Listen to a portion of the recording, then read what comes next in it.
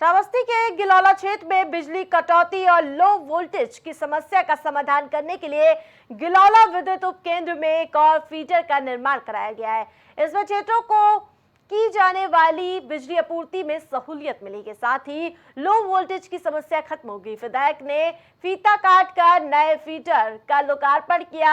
श्रावस्ती विधायक रामफेरन पांडे ने शनिवार को फीता काट कर नए फीडर का शुभारंभ किया।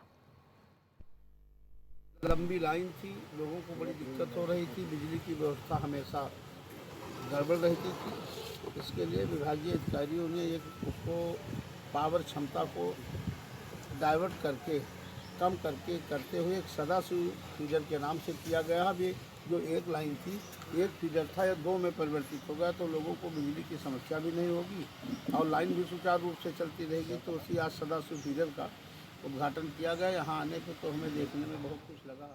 औरैया जनपद के अजीतमहल तहसील क्षेत्र के अंतर्गत तहसील सभागार में जिलाधिकारी डॉक्टर इंद्रमणि त्रिपाठी की अध्यक्षता में तहसील समाधान दिवस का आयोजन किया गया। इस समाधान दिवस में 132 शिकायतें मिली हैं, जिसमें 22 शिकायतों का मौके पर निस्तारण किया गया। जिलाधिकारी को निर्देशित किया गया है कि सभी शिकायतों का निस्तारण गुणवत्तापूर्ण तरीके से किया जाए। तहसील दिवस में एक गांव के निवासी पीड़ित पिता ने अपने पुत्री और पत्रकार पर लड़की बेचने का आरोप लगाया है।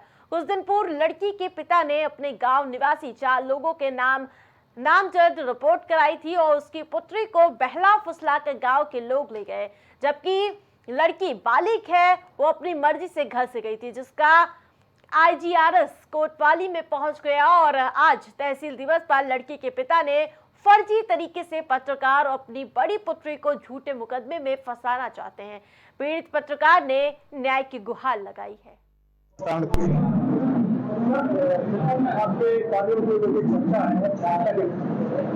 नहीं, हम लोग तो लोक सेवक हैं, हम अपना काम करते हैं और पब्लिक सर्वेंट का काम है पब्लिक का सर्व करना। तो वही काम एज ए कलेक्टर मेरे द्वारा किया जा रहा है और मैक्सिमम लोगों को अभी हम लोग विषय समाधान में और अन्य गतिविधियों से उनके दुख दर्द को दूर करेंगे। समाधान दिवस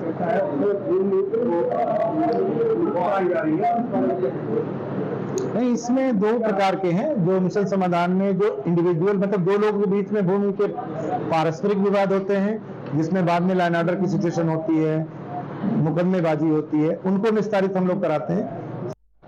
इस वक्त मैं औरैया जनपद के अजीतमहल तहसील क्षेत्र में हूं, जहां पर आपको बताना चाहूँगा कि जिलाधिकारी डॉक्टर इंद्रमणि त्रिपाठी ने यहाँ तहसील समाधान दिवस में का आयोजन किया। आपको बताना चाहूँगा कि यहाँ पर 133 शिकायतें प्राप्त हुई, जिसमें से 22 शिकायतों का मौके पर निस्तारण कर दिया गया और संबंधित शेष बची शिकायतों का संबंधित अधिकारियों को दिशा निर्देश दे दिए गए हैं। आपको बताना चाहूँगा कि इसमें एक अजीब व गरीब शिकायत सामने आई है, जिसमें एक पीड़ित पिता ने पत्रकार और उसकी खुद अपनी बेटी पर आरोप लगाया है कि उसने उसकी पुत्री को कुछ चंद रुपयों में बरेली के रहने वाले किसी युवक के हाथों बेच दिया है। आपको बताना चाहूँगा कि इस प्रकरण की सही निष्पक्ष जांच हो जाए, जिससे पत्रकारों को न्याय मिल सके। आपको बताना चाहूँगा कि पूर्व में पत्रकारों के ऊपर कई फर्जी मुकदमे लगाए जा चुके हैं।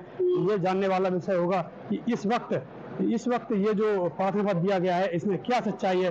जबकि पत्रकार का आरोप है, पत्रकार ने मीडिया को बताया कि उसने किसी तरह का ऐसा कोई कृत्य नहीं किया है जिससे उसे किसी तरह का ऐसा कोई कृत्य नहीं किया जिसका उसे खामियाजा भुगतना पड़े। प्राइम टीवी के लिए औरैया से दीपक अवस्थी की।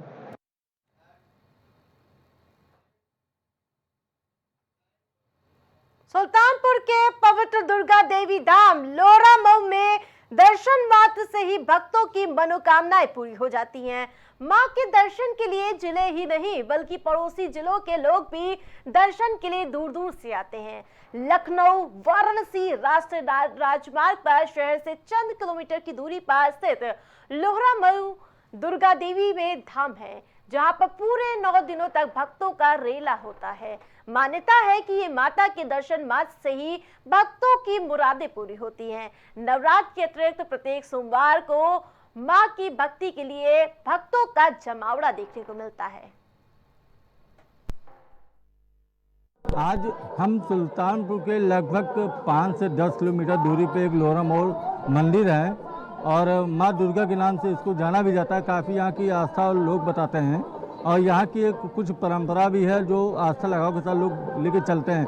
नवरात्रि की 9 दिन की जो पूजा पाठ अर्चना जो चलती है, यहाँ की एक भीड़ एक रौनक अलग देखने को मिलती है जो पुराने ज़माने से चलता हुआ चला रहा है। यहाँ पे कुछ भक्त ऐसे हम उनसे बात करने की कोशिश करेंगे इस बार नवरात्रि को लेकर विशेष क्या तैयारी है और क्या कार्यक्रम चल रहे हैं और जगह जगह पे मंदिरों पे जो पूजा अर्चना चल रही है वो पे क्या रौनक देखने को मिल रही है।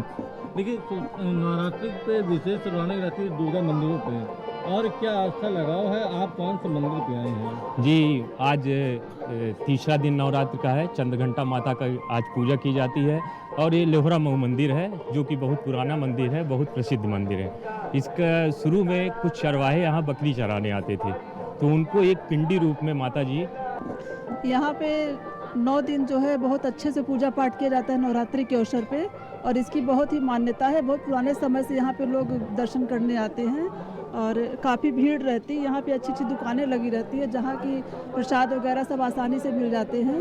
और 9 दिन जब पूरा होता है तो हम लोग यहाँ पे कन्या खिलाते हैं। 9 देवियों के रूप में 9 कन्याओं की पूजा करके कन्याओं को खिलाते हैं और यहाँ पे जो है ये रहता है और ये माता जी की बहुत बड़ी कृपा है। बहुत लोगों को जिनको बच्चा नहीं था उनको बच्चा पैदा हुआ है, 60 साल की उम्र में पैदा हुआ है। इसका प्रमाण है हमारे सेठ जो है सुल्तानपुर के हैं और उनको नहीं बच्चा था और उनको बच्चा पैदा हुआ 60 साल की उम्र में और वो प्रतिदिन मंदिर माता जी के धाम पर प्रसाद अपनी तरफ से बंटवाते हैं। और मैं तो ये कहूँगा कि मैया जी तो सबके ऊपर कृपा करती हैं और यहाँ पर क्षेत्र के अपने सुल्तानपुर के ही नहीं वरन पूरे प्रदेश से। शनिवार शाम राजधानी लखनऊ के दयाल बाग में स्थित नेचर्स क्लब के उद्घाटन में देश के प्रख्यात कवि डॉक्टर कुमार विश्वास ने शिरकत की। उन्होंने कार्यक्रम को संबोधित करते हुए कहा कि जो प्राप्त है वही प्राप्त है, कि इस सिद्धांत पर हमें जीवन जीना चाहिए। मैं चाहता हूं कि ऐसा नेचर्स क्लब सिर्फ लखनऊ में ही नहीं देश भर में होना चाहिए। इस दौरान उन्होंने कविता पाठ और तमाम शेर व शायरी की।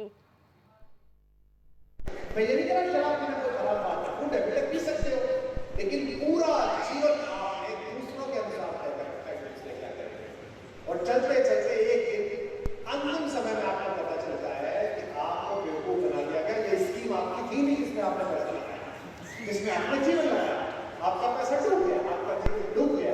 तो जो जितनी जल्दी समझ लेगा वो राजेश ज्ञानी हो जाएगा, जो जितनी जल्दी समझ लेगा वो मेरी समझ में आ गया। उससे अक्सर लोग पूछते हैं सेशन जब मेरा अपने अपने रात होता है तो अभी सिंगापुर में क्रूज पर था 5-6 से तो एक जवान लड़का था, मुझसे कहने लगा सर मैं क्यों पढ़ूँ महाभारत, क्यों पढ़ रहा हूँ, मेरा क्या फायदा होगा। मैंने तो अपना देख के मेरा पढ़ा था। बोला सर आपका क्या फायदा हुआ महाभारत पढ़ के? मेरा फायदा हुआ, मैंने महाभारत पढ़ी थी और मुझे पता चल गया कि अगर दोस्त दुर्योधन निकल गया तो कर्ण की तरह उसके रक्त मत पकड़ना, ये खुद तो मरेगा, तो नहीं मर पाएगा, इससे उतर के भागो। तो मैं उतर के भागा तो आराम रखा कर रहा हूँ, वो जेल में भागा और मैं ऐसा किया। आपका पूरा जीवन फुटपाथ पर अखबार बिछा कर मजदूर कभी नींद की गोली नहीं खाते। अभी भैया जो आपने कहा मैंने बड़े लोगों को देखा है, बहुत बड़े गरीब नेचर और मैंने बड़े छोटे छोटे लोगों को देखा है बड़े गरीब है। अब तो उम्र भी गई, 55 वर्ष होने को आए, 37 साल से मंच में सार्वजनिक जीवन में है। पिछली बार इलाहाबाद के कुंभ में मैंने एक रिपोर्टिंग दी थी। 73 दिनों की आस लगाते हुए हंसी, अच्छा लगे बताइएगा, 72 दिनों की आस लगाते हुए हंसी, हम बेहतरीन दिन भी गंवाते चले।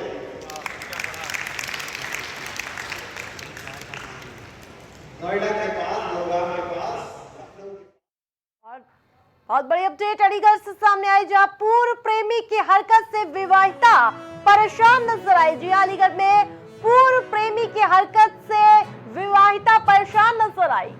विवाहिता ने रेस्टोरेंट में बुलाकर पूर्व प्रेमी पर तेजाब फेंका। तेजाब पड़ने से पूर्व प्रेमी रेस्टोरेंट का कर्मचारी झुलसा है। झुलसा पूर्व प्रेमी शर्ट उतारकर मौके से फरार हुआ।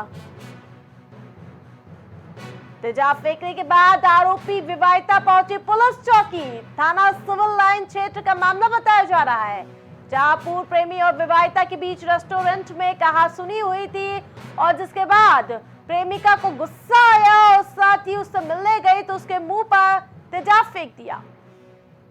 थाना सिविल लाइन क्षेत्र का मामला बताया जा रहा है।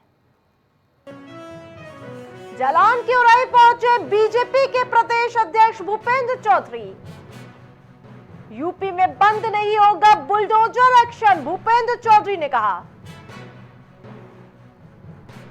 अवैध कब्जा अनैतिक कार्य करने वालों पर कार्रवाई लगातार जारी रहेगी। कोर्ट ने ऐसे लोगों के खिलाफ कार्रवाई के लिए रोक नहीं लगाई है।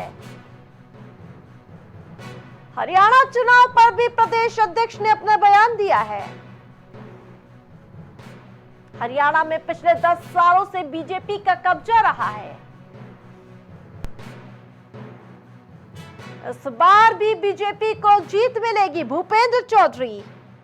हमारे जिला कार्यालय व्यवस्थित हो, इसका प्रयास हम लोगों ने, हमारी पार्टी ने, नेतृत्व ने हमारे 2014 में प्रारंभ किया था और पिछले कुछ समय से ये 3 स्थान ऐसे हैं जिनके कारण कुछ डिले हुआ है। तो जालौन का आज भूमि पूजन हुआ है, कल चित्रकूट का हुआ है और झांसी का हुआ है। तो अब लगभग हमारे सभी जिला कार्यालय या तो निर्माणाधीन है। हमारे इस बुलेटिन में फिलहाल इतना ही। देखते रहिए प्राइम टीवी। कुछ भाव पुष्प। आप देख रहे हैं प्राइम